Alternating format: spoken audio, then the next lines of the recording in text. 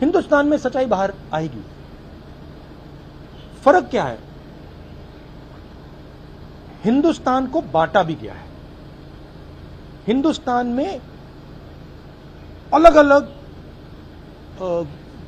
Groups बना दिया। पहले ये एक देश हुआ करता था, अब अलग अलग देश के अंदर अलग अलग देश बना दिया है।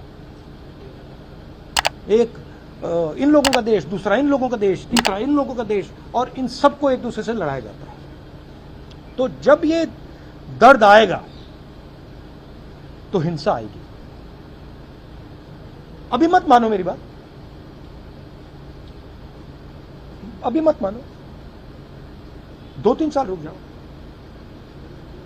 फिर देख लेंगे। सत्ता पक्ष ये कह रहा है कि ये जो इलेक्टोरल मैंडेट है वो एक तरह से उनको इस बात का मैंडेट देता है जो पॉलिसी सरकार लेके आ रही है, या petrol diesel LPG, electoral mandate क्यों नहीं विपक्ष के साथ है? क्या आप लोग देश की जनता को कन्विंस करने में नाकाम हैं? because there is 100% total domination of the instruments of communication of this country.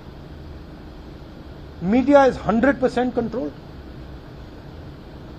CBI, ED, these institutions suppress the conversation.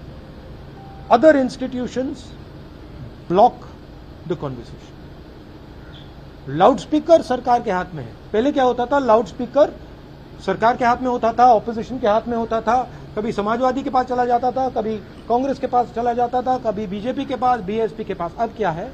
अब लाउड स्पीकर किसी पार्टी के पास नहीं है, अब लाउड स्पीकर आरएसएस और बीजेपी के हाथ में।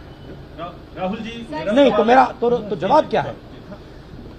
जवाब यह है कि इस कंट्रोल को बाईपास कैसे किया जाए।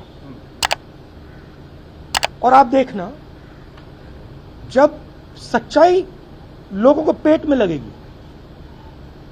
तो ये आपका जो एम्पलीफायर है, लाउड स्पीकर है, ये फेल हो जाएगा। राहुल जी आखिरी सवाल है। हाँ जी